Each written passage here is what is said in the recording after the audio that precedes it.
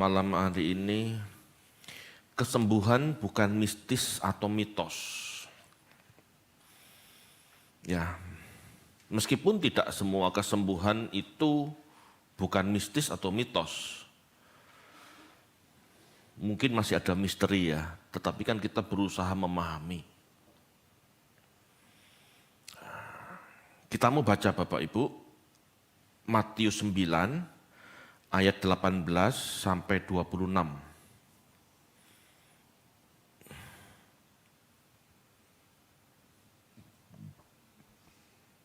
Matius 9 ayat yang ke-18 sampai yang ke-26. Baik, saya mulai. Anak kepala rumah ibadat perempuan yang sakit pendarahan. Sementara Yesus berbicara demikian kepada mereka, datanglah seorang kepala rumah ibadat lalu menyembah dia dan berkata, "Anakku yang perempuan baru saja meninggal, tapi datanglah dan letakkanlah tanganmu atasnya, maka ia akan hidup." Lalu Yesus pun bangunlah dan mengikuti orang itu bersama-sama dengan murid-muridnya. Pada waktu itu, seorang perempuan yang sudah 12 tahun lamanya menderita pendarahan, maju mendekati Yesus dari belakang dan menjamah jumbai jubahnya. Karena katanya dalam hatinya, asal kujamah saja jubahnya, aku akan sembuh. Tetapi Yesus berpaling dan memandang dia serta berkata, "Teguhkanlah hatimu, hai anakku, imanmu telah menyelamatkan engkau." Maka sejak saat itu sembuhlah perempuan itu.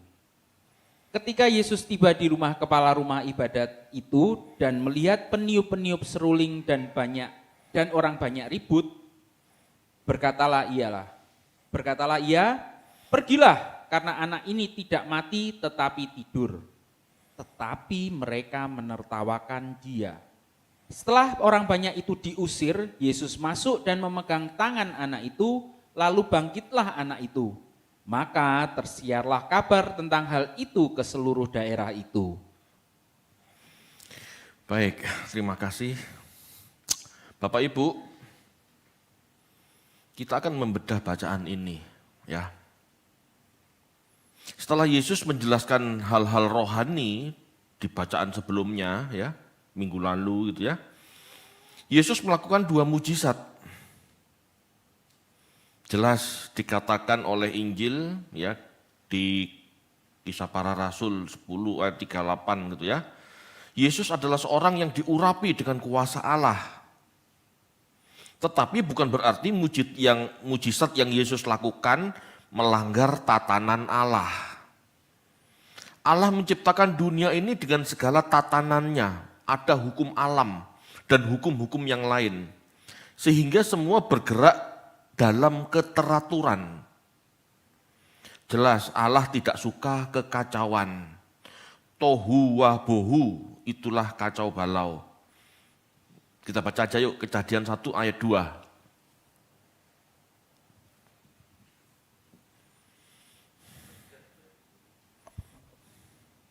Kejadian 1 ayat yang kedua, demikian firman Tuhan. "Bumi belum terbentuk dan kosong, gelap gulita menutupi samudera raya dan roh Allah melayang-layang di atas permukaan air." Ya, jadi pada saat Allah mengerjakan bumi ini kondisinya kacau balau. Ya, sehingga Allah mengatur, memisahkan air laut di mana, dataran di mana, daratan itu di mana, gitu ya. Langit itu di mana. Tuhan atur semua supaya rapi, supaya teratur gitu ya. Tuhan nggak suka kekacauan. Ya, dalam pemandangan Yahudi, Allah itu Allah yang jelas, Allah yang tidak membingungkan, gitu ya. Makanya dalam pandangan Yahudi, khususnya Perjanjian Lama, kata itu dikatakan najis. Karena di laut dia bisa hidup, di darat dia bisa hidup. Itu najis. Laki tidak, perempuan tidak. Itu najis dalam pandangan Yahudi. Jadi dalam pemandangan Yahudi semua tuh harus jelas dan teratur. Ya. Tohu wa bohu, itu istilahnya, kacau balau. Tuhan tidak mau kacau balau. Ya. Matahari selamanya terbit dari timur, tenggelam di barat. Tidak akan matahari itu terbit di barat, tenggelam di timur. Seminggu ganti lagi, seminggu berubah lagi. Itu tidak teratur namanya, kacau nanti. Tuhan punya tatanan. Demikianlah mujizat yang Tuhan kerjakan, tidak mungkin ya melanggar tatanannya. Ya. Melanggar ini maksudnya seenaknya diubah, seenaknya diganti-ganti sakar PDW. Itu maksudnya, ya. Bukan dalam arti begini. Benda yang dilempar ke atas pasti jatuh ke bawah, itu hukum gravitasi. Allah tidak mungkin merubah ini, tiba-tiba hari ini, gitu ya, tiba-tiba hari ini semua batu terlempar ke udara tidak jatuh-jatuh, kan tidak mungkin seperti itu. Kemarin batu dilempar ke udara jatuh ke bawah, sekarang dilempar ke udara batunya juga jatuh ke bawah. Besok batu dilempar juga jatuh ke bawah, itu tatanan. Berbeda sama pesawat.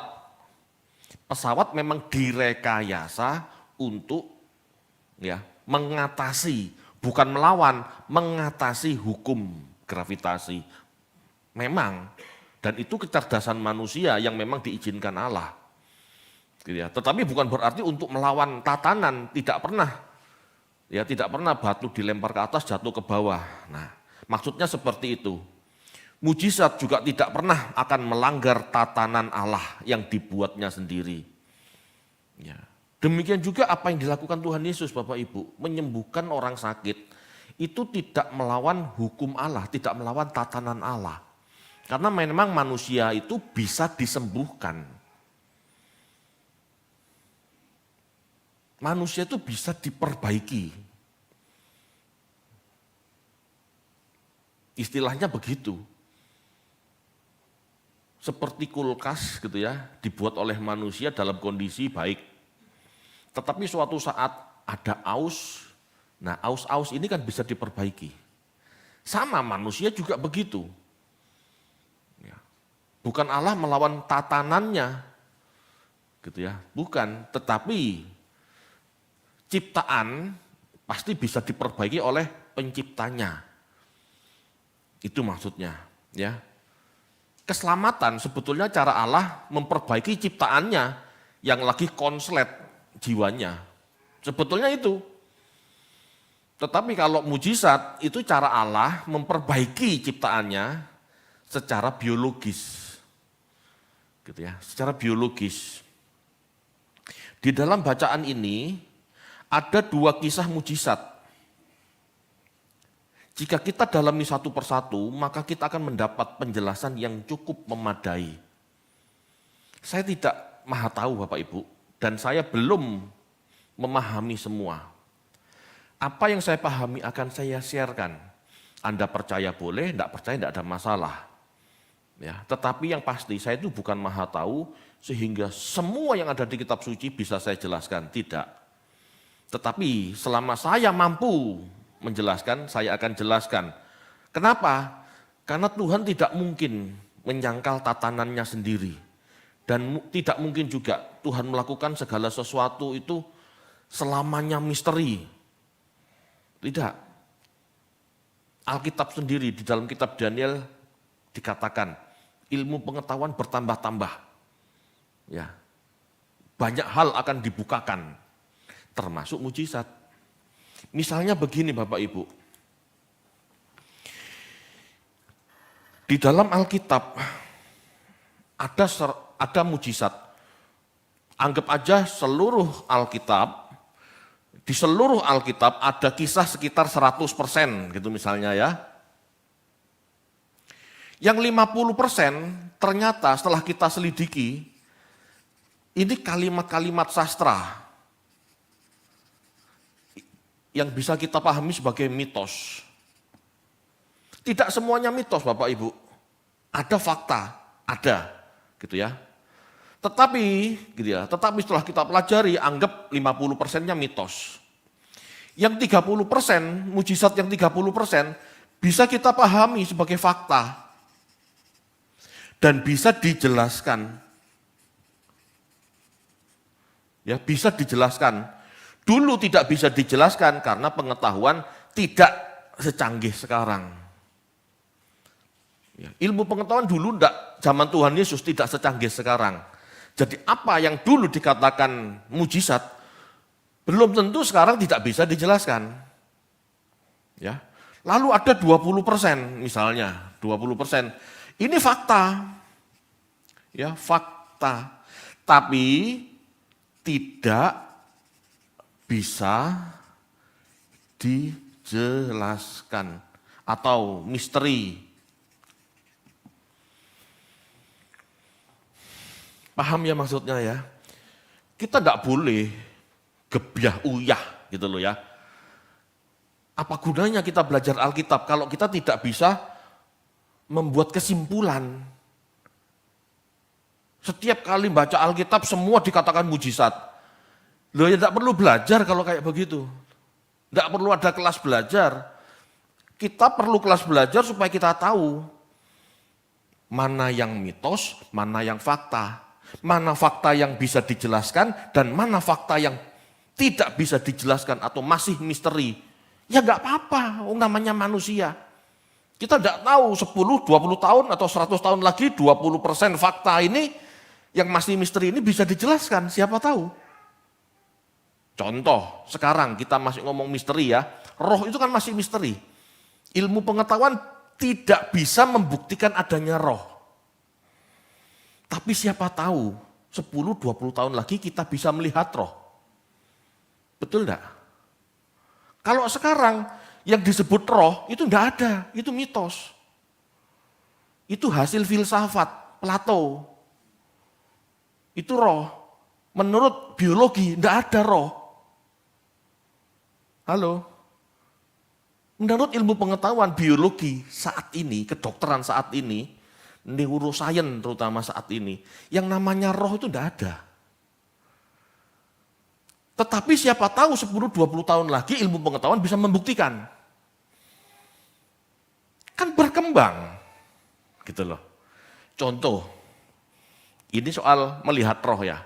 Contoh saja, manusia mendengarkan suara itu terbatas pada gelombang sekian sampai sekian. Tetapi anjing mendengarkan suara, ini melebihi kemampuan manusia, gelombangnya lebih, range-nya lebih luas. Yang manusia tidak dengar, anjing bisa dengar. Paham ya maksudnya ya? Nah, siapa tahu ke depan 20% fakta yang tidak bisa dijelaskan ini bisa dijelaskan sama ilmu pengetahuan. Makanya kita tidak boleh antipati sama ilmu pengetahuan. Kita dikasih otak ini suruh mikir sama Tuhan. Kita harus menjadi segambar dan serupa Allah. Lah bagaimana kalau gak ngerti apa-apa? Halo? Suatu saat kita manusia ini akan mewakili Allah mengelola alam semesta. Bagaimana jadinya kalau manusia tidak bisa menjelaskan segala sesuatu atau merekayasa segala sesuatunya? Tidak mungkin Bapak Ibu. Ya, manusia diciptakan Tuhan bukan cuma untuk hidup 70 tahun, lahir, besar, cari kekayaan, tua, mati, gitu aja. Tidak, ada rancangan Tuhan sebetulnya. Ya. Oke, kita sekarang akan belajar 30%. Ini istilah saja ya belum tentu seperti itu kan. Kita akan belajar sekarang fakta mujizat yang bisa dijelaskan. Dikisahkan dalam bacaan tadi, ada perempuan yang menderita pendarahan 12 tahun, mendapatkan kesembuhan dengan menjamah jubahnya. Tetapi pertanyaannya, apakah benar-benar karena menjamah jubah perempuan ini sembuh? Apakah jubah Yesus punya kuasa? Kalau jubahnya yang punya kuasa, itu suatu saat dicuci, luntur enggak kuasanya. Suatu saat dijemur, diculi maling enggak? Karena yang berkuasa jubahnya. Benar pola pikir ini? Halo? Benar enggak pola pikir seperti ini? Benar enggak? Yang berkuasa itu siapa? Yesusnya atau jubahnya? Yesusnya, bukan jubahnya. Ini cara meluruskan gitu ya. Dalam kisah itu dijelaskan bahwa dia pikir dan percaya, asalku jamah saja jubahnya, aku akan sembuh. Gitu ya. Ini bukan tentang jubah, tetapi keyakinannya bahwa Tuhan mau menyembuhkan dan keinginan telah disetujui. Dan keinginannya ini telah disetujui oleh Tuhan dengan berkata, teguhkanlah hatimu, hai anakku, imanmu telah menyelamatkan engkau. Halo. Wanita ini ingin sembuh, lalu dia menjamah jubah Yesus. Sebetulnya ini kan cuma bahasa sastra, ya. Wanita ini ingin sembuh dan menjamah Yesus, istilahnya begitu. Yesus yang dijamah mengizinkan kesembuhan orang itu. Buktinya Pak, yaitu teguhkan hatimu hai anakku, imanmu telah menyelamatkan engkau. Jadi tidak ada orang bisa sembuh sendiri, itu tidak bisa. Tetapi wanita ini memiliki dasar, memiliki pijakan. Dia yakin Tuhan bisa menyembuhkan. Itu pijakannya. Kalau Tuhan ACC, kalau Tuhan setuju, baru dia sembuh. Dengan cara apa dia sembuh? Dengan kata-kata. Teguhkan hatimu. Teguhkan hatimu, anakku. Imanmu telah menyelamatkan engkau. Bapak Ibu, kuasa Allah selalu berasal dari Allah. Termasuk Simson, Bapak Ibu. Kekuatannya bukan dari rambutnya, tetapi dari kuasa Allah. Coba dibaca pelan-pelan kisah Simson. Kalau dikatakan rambutnya yang berkuasa, itu mitos. Kalau rambutnya yang berkuasa, lah kok digunting bisa? Kan gitu.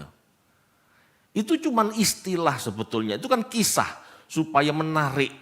Sebetulnya kuasanya dari mana? Dari Allah. Dari Allah. Bukan dari rambut. Ya.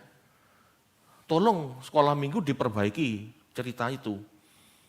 Anda baca, guru-guru sekolah minggu harus membaca dengan detail. Temukan kalimat bahwa kuasa Simson itu dari Allah. Ada kalimat itu. Ya. Sekali lagi, kuasa kesembuhan yang kuasa kesembuhan yang perempuan ini peroleh dari Yesus bukan berasal dari jubahnya, tetapi dari persetujuan oleh Tuhan sendiri. Ya. Dengan berkata, teguhkanlah hatimu hai anakku, imanmu telah menyelamatkan engkau. Iman selalu tentang ketaatan dan kesepakatan dengan Tuhan. Iman bukan tentang keyakinan atau keinginan sendiri tanpa kehendaknya. Kita tidak bisa mengimani sendiri. Imani, yakini, pasti terjadi. Tidak bisa. Kalau Tuhan tidak ACC, kalau Tuhan tidak izinkan, tidak mungkin bisa. Ya. Imani, pasti terjadi. Ada ajaran-ajaran seperti itu kan. Itu sebetulnya ajaran New Age Movement. Ya, itu ajaran, apa namanya itu. Ya ajaran-ajaran sihir, ajaran-ajaran New Age Movement. Ya, tentang kekuatan pikiran. Bapak Ibu, kalimat teguhkan hatimu menunjuk pada persetujuan, menunjuk pada peneguhan yang Yesus katakan untuk kesembuhan perempuan ini. Saya ulangi, Kalimat teguhkan hatimu anakku, ini menunjuk pada persetujuan, pada peneguhan Yesus untuk kesembuhan perempuan itu. Ucapan inilah yang mempengaruhi perempuan itu sampai sembuh.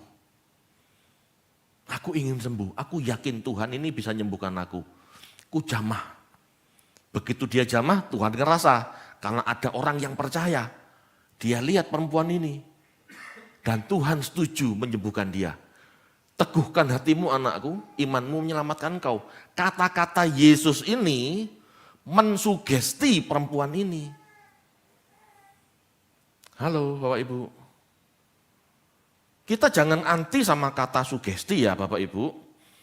Ya. Dalam bidang kedokteran dijelaskan efek sugesti dan placebo memiliki hubungan yang sangat erat. Karena keduanya melibatkan peran pikiran dalam mempengaruhi kondisi fisik seseorang. Ini kedokteran. Ya. Kita tidak boleh anti terhadap kata sugesti. Kata sugesti ini adalah serapan dari bahasa Inggris, suggestion. Yang berarti saran, dukungan, dorongan, gitu ya. Sugesti adalah pemberian pengaruh atau pandangan dari satu pihak kepada pihak lain yang menyebabkan pihak yang dipengaruhi tergerak untuk mengikuti pandangan atau pengaruhnya, sadar maupun tidak sadar. Bapak Ibu, jangan antipati. Ya. Pak, mosok Yesus main sugesti? Lu emangnya kenapa? Sekarang saya tanya, Anda dengar firman Tuhan, itu semua kan sugesti. Anda dengerin renungannya Pak Eras setiap pagi, itu kan sugesti. Anda dengar khotbah saya sekarang, itu kan sugesti.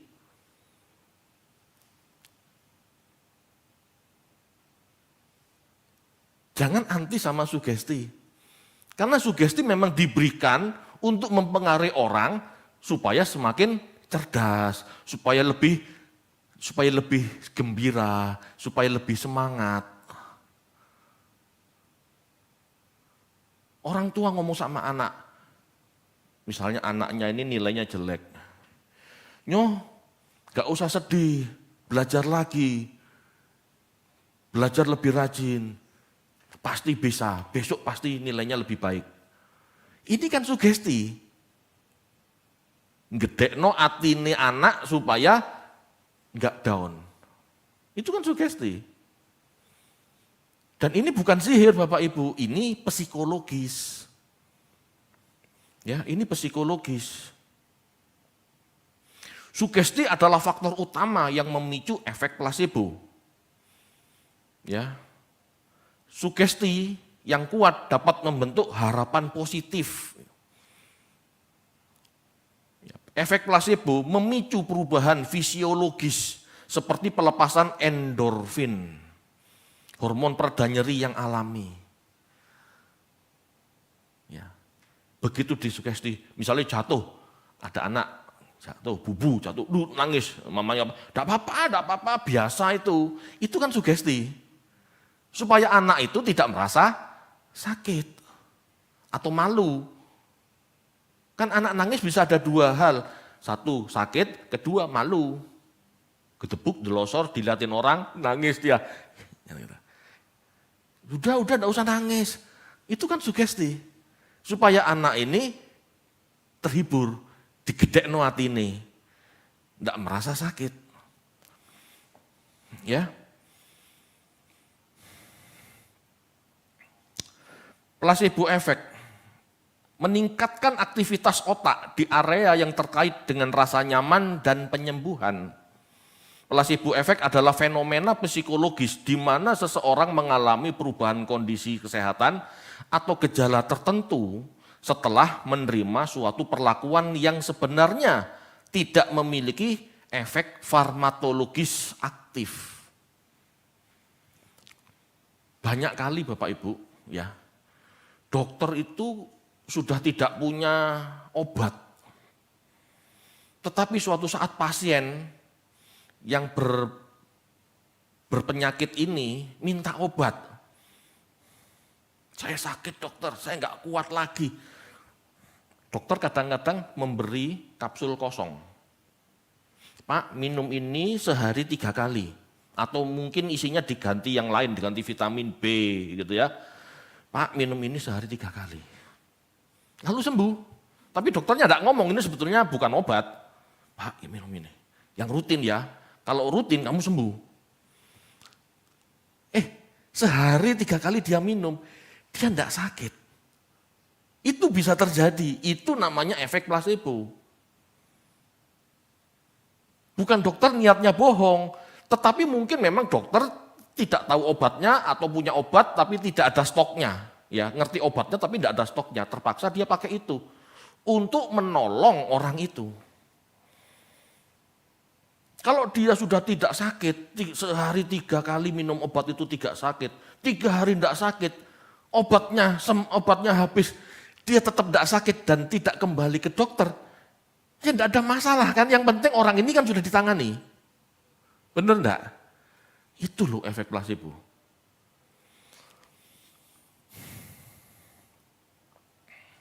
Efek ini terjadi karena keyakinan atau ekspektasi individu bahwa perlakuan tersebut akan memberikan manfaat. Padahal kapsulnya itu isinya cuma vitamin B misalnya. Bukan obat. Ini terjadi Bapak Ibu di dunia kedokteran. Masalahnya dokter kan tidak pernah ngomong sama kita. Betul enggak? Kalau ngomong ya tidak sembuh.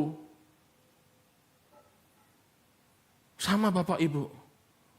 Ada pendeta gitu ya, yang Anda puja-puja, ada pendeta yang benar-benar Anda mengidolakan gitu ya. Minta didoakan Pak, saya bermasalah. Begitu didoakan, ditumpangin tangan oleh hamba Tuhan yang ngetop ini, oleh hamba Tuhan yang membuat Anda jatuh cinta ini gitu ya. Anda pulang merasa enakan, merasa entengan, meskipun masalahnya belum beres. Itu efek placebo.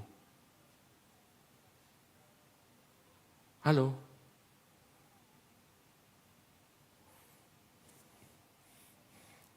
Studi tentang bagaimana pikiran atau psikologi dapat mempengaruhi sistem syaraf dan kekebalan tubuh menunjukkan bahwa sugesti dapat berdampak pada kesehatan secara nyata. Ini ilmiah loh Bapak Ibu. Bukan hanya dalam persepsi seseorang, tetapi juga dalam respon biologisnya. Ini benar. Dan ini Alkitabiah. Ayo kita baca yuk, Amsal 17 ayat 22.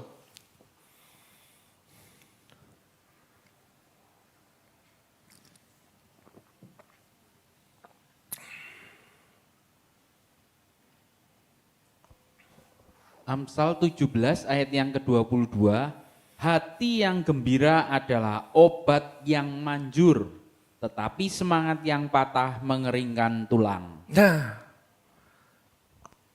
ayat ini sebetulnya ayat psikologis. Kalau orang itu stres, sumpek, orang ini akan tambah penyakitan.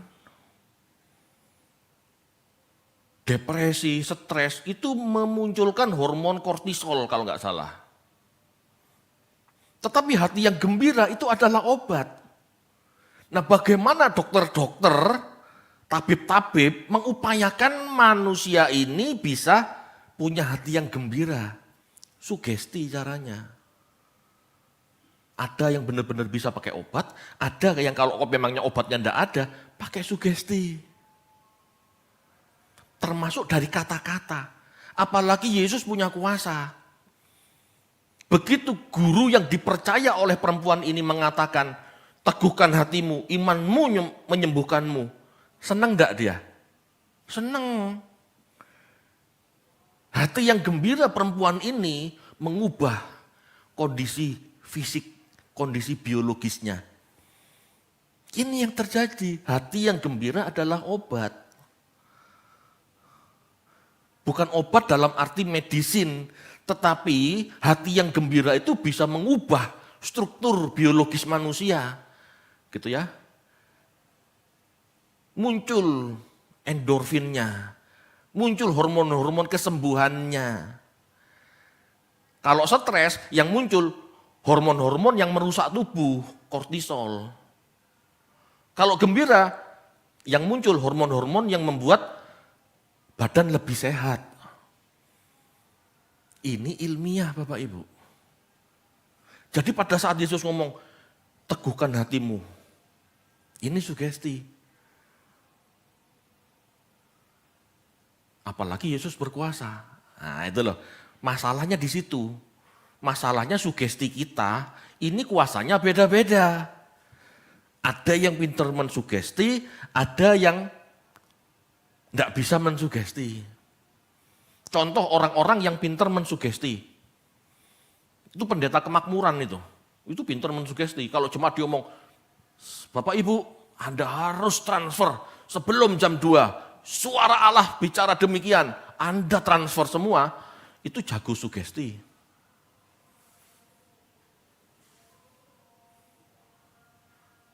Ya, entah benar entah salah, yang penting orang-orangnya nurut, dia jago sugesti. Gitu. Kalau Yesus jelas, dia menyatakan itu dengan kuasa, dengan kebenarannya, dengan keinginan tulusnya, bukan untuk ngakali umatnya, tetapi benar-benar untuk menyembuhkan. Tidak apa-apa. Tidak apa-apa. Jago-jago hipnotis. Itu sugesti, itu pakar-pakar sugesti sebetulnya. Halo Bapak Ibu, bisa dipahami enggak? Jadi Yesus melakukan itu sugesti. Dan Yesus seorang yang penuh kuasa, dia mampu melakukan itu. Mungkin kalau saya siapa? Saya enggak dipercaya kan enggak seperti Yesus yang dipercaya perempuan itu, ya beda. Kalau saya disugesti orang yang tidak meyakinkan, saya juga belum tentu berubah, belum tentu sembuh. Tetapi kalau ada orang yang saya percaya, mensugesti saya, itu kemungkinan berhasilnya lebih tinggi. Itu Bapak Ibu, itu penjelasan saya. Ya, saya berani katakan, tidak semua karena sugesti, tetapi dalam konteks ini, itu sugesti. Teguhkan hatimu. Wah, ini kan sebuah, aku ingin sembuh, Tuhan setuju. Kan gitu maksudnya. Teguhkan hatimu, imanmu menyelamatkan engkau. Loh, ada kesembuhan. Jadi mujizat Tuhan terjadi melalui sugesti. Nah, mujizat ini loh yang kita jelaskan sebagai sugesti. Meskipun tidak semua mujizat itu sugesti. Ya, tetapi dalam konteks ini kesembuhan itu bukan mitos, enggak mistis, tetapi psikologis mainnya, gitu loh maksudnya. Orang selama ini kan berpikir namanya mujizat itu selalu metafisik, selalu urusan alam roh. Bukan, ini urusan psikologis. Konteks ini ya, itu urusan psikologis, bukan urusan metafisik. Halo Bapak Ibu, ini bisa dijelaskan. Gitu ya. Bagi Anda yang tidak pernah membaca jurnal ilmiah tentang apa itu placebo segala macam, Anda mungkin tidak akan percaya. Tetapi itu sudah umum di dunia kedokteran. Sudah umum. Oke, lanjut. Mujizat kedua, ada anak kepala rumah ibadah yang baru saja meninggal. Perhatikan kata itu, baru saja meninggal. Kepala rumah ibadah ini yakin Tuhan mampu menghidupkan dan Tuhan bersedia menghidupkan anaknya dengan bangun serta mengikuti, ya. Jadi Yesus bersedia menghidupkan anaknya. Kalimat-kalimat ini Bapak Ibu harus diperhatikan sebab iman tidak pernah jalan sendiri tanpa kehendak Allah. Sekali lagi, iman, apa yang kita yakini dan terjadi, itu pasti ada persetujuan Allah. Tanpa persetujuan Allah tidak mungkin iman kita terjadi. Bisa saja memang terjadi jika iblis yang mengizinkan, bisa. Ya, kita ngotot kepengen kaya, Tuhan gak mau kita kaya, tapi dia menggunakan segala cara untuk kaya. Kan Tuhan, kan iblis bisa mengenali semangat ini. Bisa saja iblis yang pakai. Karena iblis tahu, kalau dia dikasih kekayaan, dia menghilang dari dunia kerohanian. Itu bisa. Ya. Tetapi kalau urusan rohani sama Tuhan, belum tentu ACC Bapak Ibu, karena Tuhan tahu yang terbaik buat kita. Ya. Kalimat-kalimat ini harus diperhatikan sebab iman tidak pernah jalan sendiri tanpa kehendak Allah. Iman adalah persesuaian kita dengan kehendak Allah. Sesampai di rumah kepala rumah ibadah, Yesus berkata, "Pergilah, karena anak ini tidak mati tapi tidur." Ya. Yesus ditertawakan dan dianggap bodoh. Apakah Yesus benar bodoh? Apakah benar Yesus tidak tahu anak itu mati? Bapak Ibu, kebanyakan orang Kristen berpikir apa? Kebanyakan orang Kristen membaca ayat-ayat ini apa? Anak itu mati atau tidur? Halo? Mati kan? Iya, kebanyakan orang Kristen percaya anak ini mati. Betul enggak? Jujur aja. Kenyataannya Yesus ngomong, anak ini tidur. Loh berarti Anda enggak percaya Tuhan Yesus, no? Loh Tuhan Yesus ngomong tidur kok.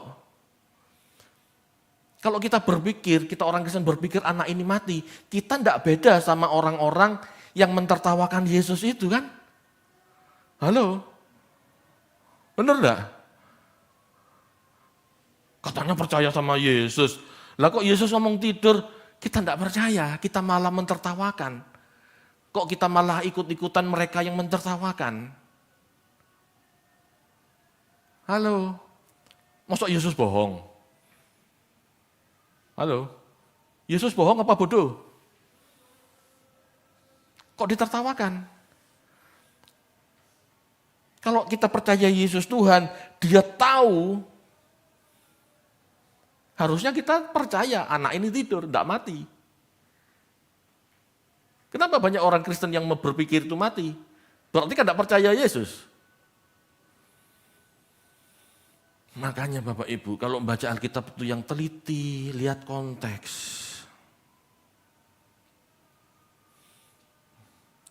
Banyak orang berpikir anak itu mati. Padahal Yesus berkata, anak ini tidur.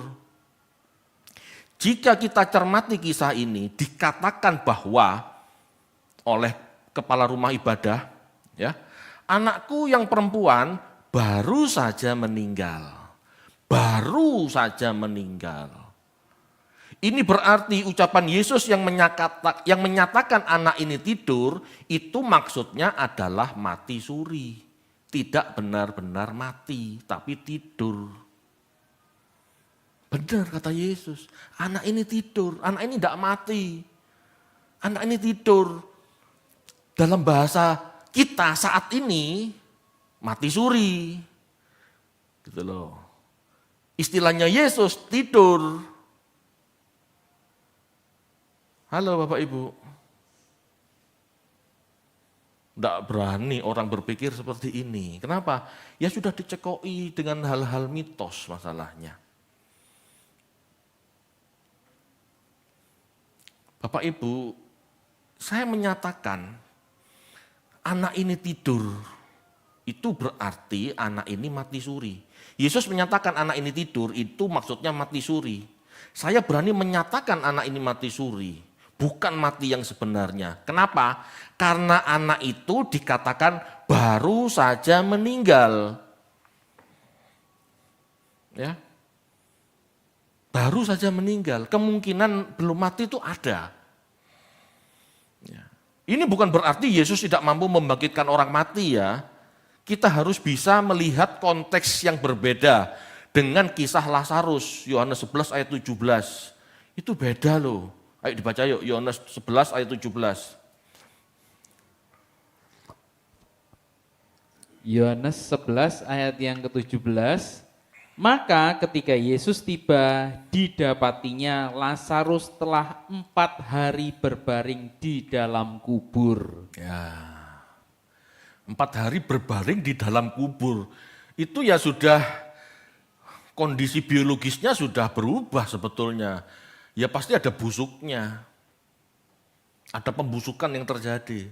Tapi beda sama anak perempuan ini, ya anak perempuan ini yang baru yang dikatakan baru saja meninggal.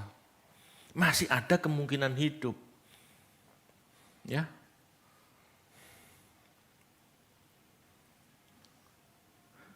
Dalam kedokteran dijelaskan, mati suri adalah kondisi di mana seseorang tampak tidak bernyawa untuk sementara waktu.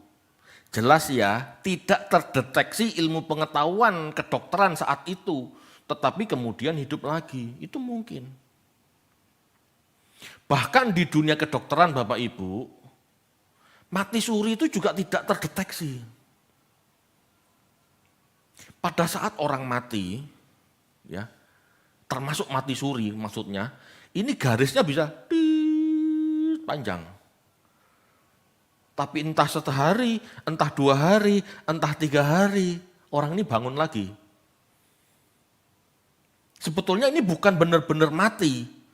Bisa saja ya kemampuan alatnya tidak mampu menangkap sinyal kehidupan yang masih ada. Memang kecil. Seperti mati, tidak bernafas, jantungnya tidak berdetak. Itu bisa, tetapi tiba-tiba hidup.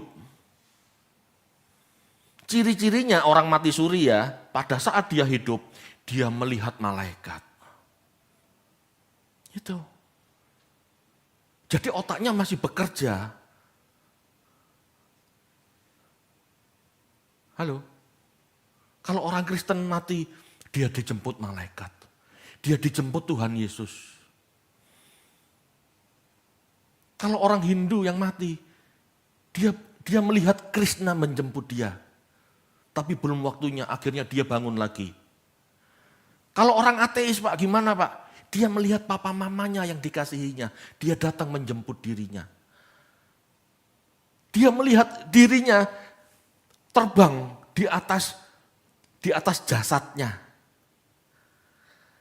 Ini sebetulnya belum mati Bapak Ibu. Ini sebetulnya belum mati. Ini disebut mati suri. Ini fenomena mati suri. Seperti mati tapi tidak mati karena otaknya masih bekerja. Dia melihat gambaran Yesus, melihat gambaran malaikat, dia melihat gambaran dewa-dewa, dia melihat gambaran orang tuanya yang dikasihinya. Itu ada di otak kanan. Halo. Yang namanya mati, ya benar-benar mati, hilang gelap tanpa kesadaran. Itulah yang namanya intermediate state. Begitu orang hilang mati tanpa kesadaran, kita di alam penantian. Melek mata, kita sudah di langit baru, bumi baru. Tidak terasa. Bayangkan kalau sampai Petrus menunggu di alam penantian dengan sadar. Lah 2000 tahun dia menanti berarti. Tidak kayak begitu. Mati benar-benar hilang. Melek kita dapat tubuh baru. Kalau kita mati, lalu di alam roh kita masih sadar. Nah sedangkan penciptaan kembali nggak tahu kapan.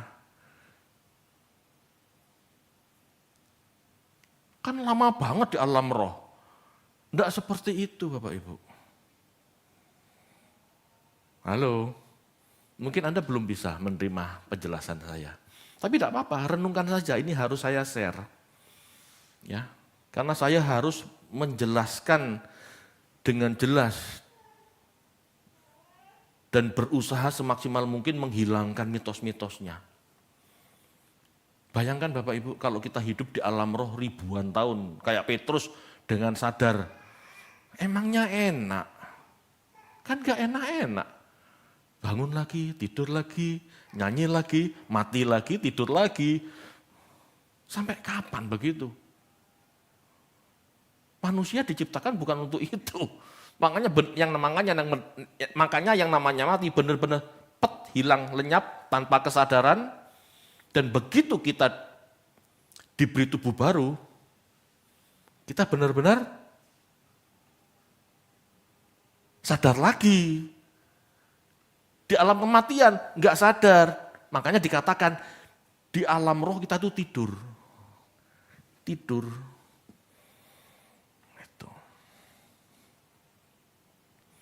Ya. Mati suri adalah kondisi di mana seseorang tampak tidak bernyawa untuk sementara waktu. Ini jelas bisa dijelaskan dengan ilmu kedokteran saat ini ya. Yang saat itu belum dipahami. Jadi mati, oke. Tapi kan gini loh ya, orang mati itu Bapak Ibu selalu kan diperiksa dokter, betul enggak? Jangan mutus-mutusi sendiri loh ya. Tolong besok kalau saya mati, periksakan dokter. Tanyakan benar-benar mati enggak, jangan diputus-putusi loh. Nah nanti kalau saya sudah dipeti 3 hari ternyata saya bangkit, piye caranya? Ngerti maksudnya ya? Makanya kalau kita ini beruntung loh. Kita ini beruntung. Kita tuh dinyatakan mati, taruh di mitra, betul ya? 3-4 hari baru masuk kubur, jelas mati itu. Tetapi kalau seperti tetangga, hari ini mati, hari ini dikubur, kemungkinan hidup lagi itu ada. Dan saya ngomong begini, ini saya cerita begini bukan omong kosong. Dulu saya pernah nemuin tukang saya yang seperti itu. Ada satu kuli, mati, dikubur, besok paginya kembali ke rumah. Pak itu mati loh Pak, sudah dikubur. Ya berarti mati suri. Ada orangnya. Kenapa saya bisa percaya? Karena saya melihat orangnya sendiri. Pulang dikafani, mati dikubur.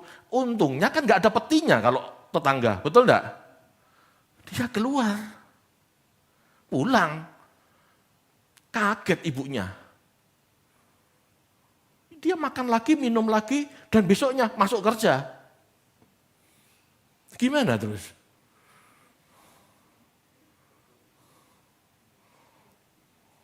Halo Bapak Ibu, ini fakta. Mungkin kita tidak pernah dengar ya, maklum.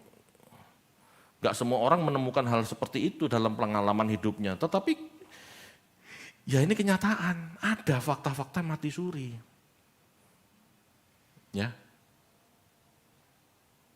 Seperti orang melihat Yesus. Kamu ngerti cara melayani tidak begitu, harusnya begini, harusnya begitu. Ayo kembali sekarang. Ada kan kesaksian itu? Itu mati suri, bukan mati beneran.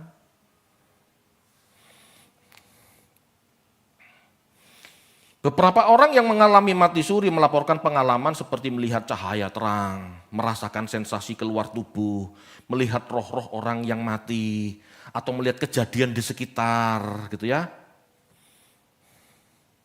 Itu mati suri Bapak Ibu. Bedakan dengan mati beneran.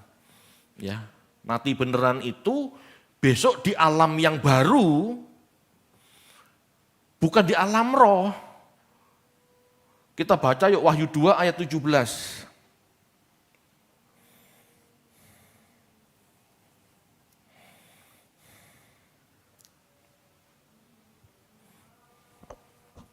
Wahyu 2 ayat yang ke-17, siapa bertelinga hendaklah ia mendengar apa yang dikatakan roh kepada jemaat-jemaat. Barang siapa menang, kepadanya akan kuberikan dari mana yang tersembunyi, dan aku akan mengaruniakan kepadanya batu putih, yang di atasnya tertulis nama baru, yang tidak diketahui oleh siapapun selain oleh yang menerimanya. Ya, jadi begitu Bapak Ibu, kita mendapat kesempatan hidup lagi, kita mendapat kesempatan di dunia yang akan datang. Kita benar-benar tidak mengenali sekitar kita. Yang tahu bahwa saya David adalah David dan Tuhan. Orang lain tidak mengenali. Jadi kalau di sorga gitu, jadi kalau di alam roh masih mengenali, oh ini Abraham, oh ini Lazarus, oh ini orang kaya. Itu bukan mati Bapak Ibu, itu mati suri sebetulnya. Kalau mati pet hilang dan bangun-bangun di dunia yang akan datang, itu benar-benar memiliki identitas baru. Hanya Tuhan dan Dia yang tahu. Ya, seperti itu Bapak Ibu. Mati suri bisa dilihat dari kondisi gangguan neurologis, gangguan otak yang menyebabkan tubuh menjadi kaku, pernafasan melambat, respon refleks hilang, sehingga tampak seperti meninggal. Gitu ya. Detak jantung dan pernapasan bisa melambat, sangat lambat, hingga hampir tidak terdeteksi. Sehingga seseorang bisa dianggap meninggal, padahal sebetulnya masih hidup. Ya. Bapak Ibu, mujizat itu dalam bahasa Indonesianya adalah kejadian atau peristiwa luar biasa, bukti kekuatan ilahi atau bukti intervensi Tuhan. Ya, yang sulit dijelaskan dengan akal manusia. Tetapi apa yang dilakukan Tuhan di masa lalu, apakah sampai sekarang tidak bisa dijelaskan? Sedikit banyak bisa dijelaskan. Kita belajar, kita bisa mendapatkan pemahaman. Apa yang saya tulis ini hasil belajar. Oh ternyata kisah mujizat yang itu sastra. Oh itu hiperbola. Oh jadinya mitos. Oh yang ini benar-benar ada. Ini benar-benar mungkin. Karena secara kedokteran bisa dijelaskan. Oh yang ini tidak bisa, ini masih misteri. Loh, begitu Bapak Ibu. Enggak semuanya 100% masih misteri. Lah apa gunanya belajar Alkitab? Ya kita harus belajar ini. Ya. Saya bukan mau mengabaikan mujizat, saya tetap percaya mujizat. Tetapi bagi kita orang yang hidup di masa modern ini, ilmu pengetahuan telah berkembang, seharusnya kita bisa menemukan jawaban dari apa yang dimaksud mujizat oleh orang zaman dulu. Jangan nggak mau tahu. Jangan ke gereja istilahnya ya, belajar moral tok. Nggak salah belajar moral, tapi jangan belajar moral tok. Di agama lain moral juga ada. Kita harus makin cerdas. Ya, tujuannya apa sih? Ya tujuannya buat kebaikan kita kok. Supaya kita nggak dibujui pendeta-pendeta itu. Banyak pendeta-pendeta jadi penipu. Meskipun niatnya bukan menipu, tetapi karena bodoh dia menipu. Dan mengambil keuntungan dari apa yang diyakini oleh jemaatnya. Saya ini cuma nggak mau itu. Bapak Ibu, kesembuhan bukan mistis atau mitos. Pasti ada penjelasan. Meskipun masih belum tentu ya, meskipun masih belum semua mujizat bisa kita jelaskan. Iya, kita akui belum semua mujizat bisa kita jelaskan. Yesus berjalan di atas air. Sampai sekarang saya nggak ngerti penjelasannya bagaimana. Dan ngapain juga Tuhan Yesus berjalan di atas air. Ya, berjalan di atas air. Sampai sekarang mujizat itu nggak saya pahami. Bagaimana? Dan untuk apa? Nggak jelas loh. Nggak jelas loh. Kalau dia buat mujizat kesembuhan kan supaya nolong orang, orangnya sembuh. Tapi Yesus berjalan di atas air. Saya ini sampai sekarang belum menemukan. Ya saya harus mengatakan, saya belum tahu. Tetapi yang bisa dijelaskan, ya ayo kita jelaskan. Gitu ya. Seharusnya kita menempatkan mujizat pada tempatnya. Bukan tidak percaya mujizat, atau selalu berpikir mujizat itu pasti tidak terjelaskan. Tidak. Jangan berpikir tidak ada mujizat, itu tidak boleh. Tapi juga jangan berpikir mujizat itu tidak pernah terjelaskan. Ya tidak bisa seperti itu. Pasti ada penjelasan. Pasti ada. Karena Tuhan tidak mau kita tuh bodoh selamanya kan. Masuk segambar dan serupa Allah itu berarti bodoh? Kan ya tidak. Bapak Ibu, mujizat bukan untuk menunjukkan kemahakuasaan Allah. Sebab dia pribadi yang tidak kekanak-kanakan yang perlu pamer. Tidak. Pasti mujizat ada tujuan. Mujizat ada pertolongan. Tanda kita di jalan yang benar. Itu betul. Ya. Tujuan Tuhan dengan mujizat melatih kita mengerti. Dan sepakat dengannya. Bahwa Tuhan tahu yang terbaik. Itu yang lebih utama dari mujizat itu sendiri. Halo.